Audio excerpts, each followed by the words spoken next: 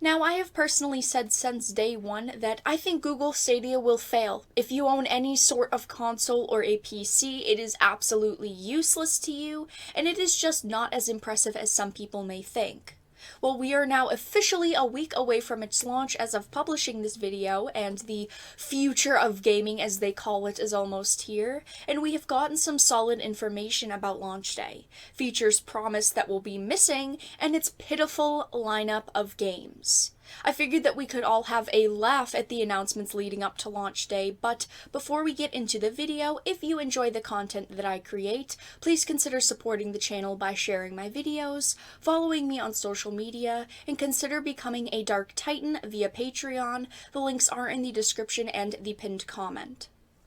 So starting with March 19th, that was the day that Google announced the Stadia, a cloud-based gaming service that can instantly stream games to TV, desktop, laptop, tablets, and phone, seamlessly swap between them thanks to a wireless controller that connects directly to Google's cloud, instantly streaming to YouTube in 4K or summon the Google Assistant for game tips with a press of a dedicated button. It lets viewers instantly play alongside YouTube creators and relive the exact gaming moments they share by just clicking a link, offering cross-platform multiplayer with PC and console, allowing gamers to share their entire screen with teammates, and deliver games with advanced graphics and physics that are impossible to offer on consoles today by combining the power of multiple cloud servers. Now, I wanted to read that to you because these are a lot of claims for Google to make about the Stadia. These are just a lot of claims to make in general, especially to say delivering games with advanced graphics and physics that are impossible to offer on consoles today. Because we have to consider what they are charging you for these things. If we look at them saying you can stream things in 4K, they are forcing you to pay $9.99 a month to have access to play and stream games in 4K and in HDR. Never mind one of the huge problems that I see with Stadia, and that is that their library is very limited with games, but they are also at full price. You would think that when buying games on the Stadia, they might be half price. They might be $40. No. These games are full $60 prices when I could walk to GameStop and purchase Mortal Kombat 11, which is one of the launch titles, for $30. And on the Nintendo Switch right now, you can purchase Mortal Kombat for $12.49 at GameStop. A used copy.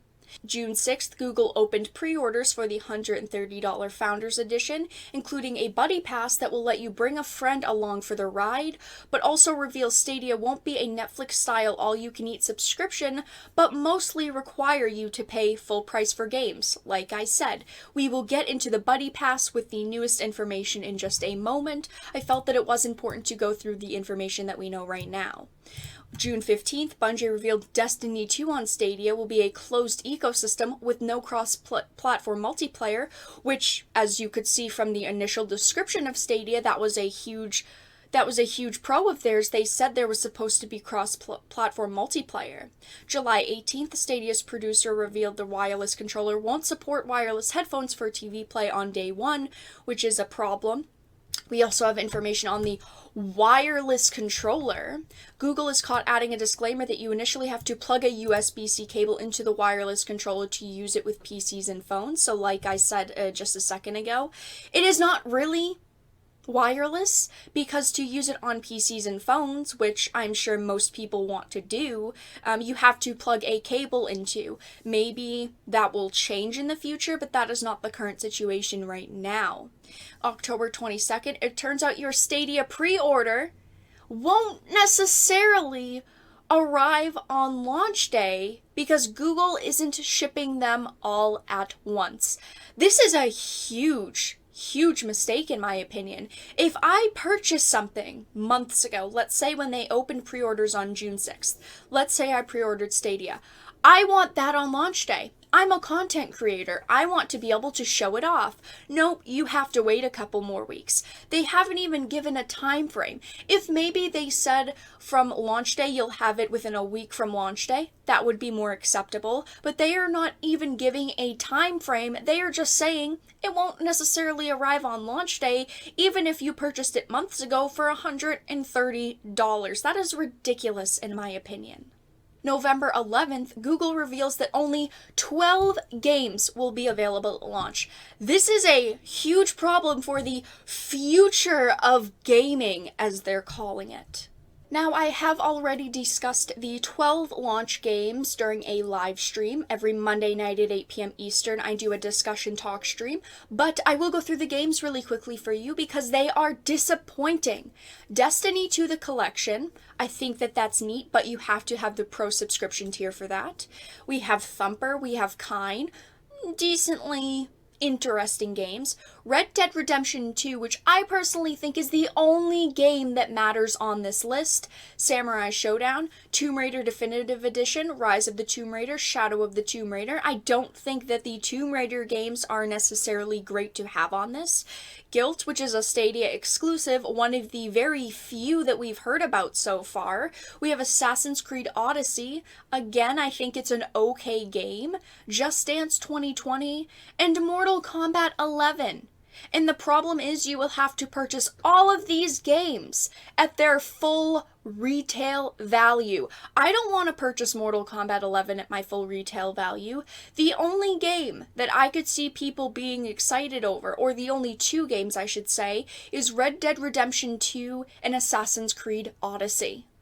So if you remember what the Buddy Pass is, it says Google opens pre-orders, including a Buddy Pass that will let you bring a friend along for the ride. The Buddy Pass will not be coming for a few weeks. They didn't even say when. They will not offer Google Assistant features except asking Google to launch a game, so pretty useless.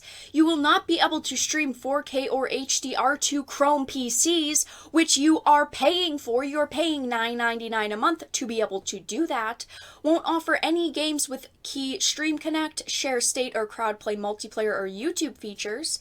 It will not work on Chromecast Ultras that weren't purchased as part of the Founders Edition package until they get a firmware update.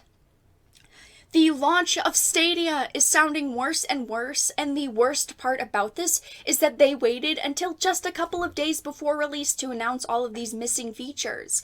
My problem here is that they did not give any dates. If they gave a date saying it will be available in 2 weeks, in 3 weeks, in a month, if they gave you a date, I would be more okay with it, but they are not. All of these missing features are just adding up, and Stadia is not looking like the future of gaming. But if you enjoyed this video, please make sure to give it a like, and of course if you did not, make sure to give it a dislike. I appreciate your support either way.